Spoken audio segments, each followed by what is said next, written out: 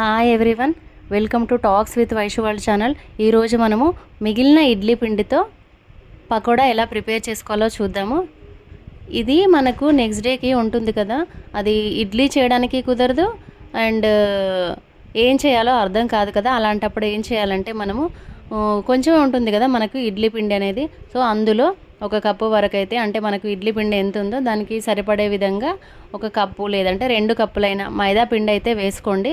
వేసుకున్నాక సరిపడా ఉప్పు వేసుకోండి. ఉప్పు వేసుకొని పెరుగు వేసుకోండి. పెరుగు వేసుకొని కలుపుకొని ఒక 10-15 నిమిషాలు అయితే పక్కన పెట్టుకోండి.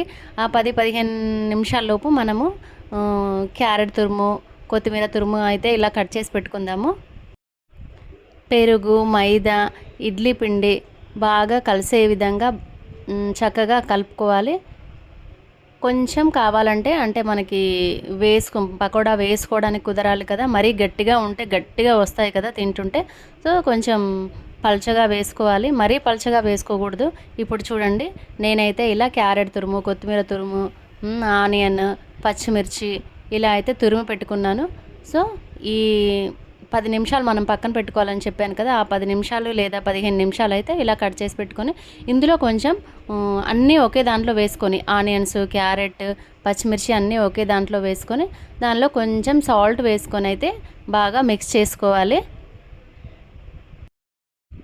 ఇలా చూడండి, ఒక దాని తర్వాత ఒకటి చక్కగా బౌల్లో వేసేసుకొని కొంచెం సాల్ట్ వేసేసుకొని దాంట్లో కావాలంటే మనం కొంచెం వాము కూడా వేసుకోండి, మంచిదే కదా వాము తింటే. సో ఇలా మొత్తం కలిపేసుకోవాలి. ఇలా కలుపుకున్నాక మనము ఈ 15 నిమిషాలు అయితే పక్కన పెట్టించుకున్నాం కదా ఇడ్లీ పిండిని, సో ఇందులో కలుపుకొని నీట్గా అంతటికి ఈ మన కొత్తిమీర, క్యారెట్ అన్నీ పట్టుకునే విధంగా చక్కగా కలపాలి. ఆ తర్వాత మనకు నచ్చిన షేప్లో ఆయిల్లో ఫ్రై చేసుకోవడమే. ఈ విధంగా ఆయిల్ వేడెక్కాక మనమైతే మన ఇంట్లో వాళ్ళు ఏ విధంగా అంటే రౌండ్గా లేదంటే పొడవుగా ఎలా ఇష్టపడతారో అలా వేసేసుకొని సర్వ్ చేసుకోవడమే. చాలా బాగుంటాయి ఈ ఇడ్లీ పకోడా మాత్రము. ఇడ్లీ మన మిగిలిన పిండితో పకోడా చేసాం కదా, సో ఇవి చాలా బాగుంటాయి. ఇలా మనకు నచ్చిన షేప్లో పకోడా అయితే ప్రిపేర్ చేసుకోవచ్చు. కొందరు పిల్లలకి ఏంటంటే కొంచెం కురుకురే టైపు పొడవుగా వేసిస్తే చాలా చక్కగా తింటారు కదా, దాంట్లోకి ఏదైనా సాస్ వేసిస్తే ఇంకా చాలా బాగుంటుంది.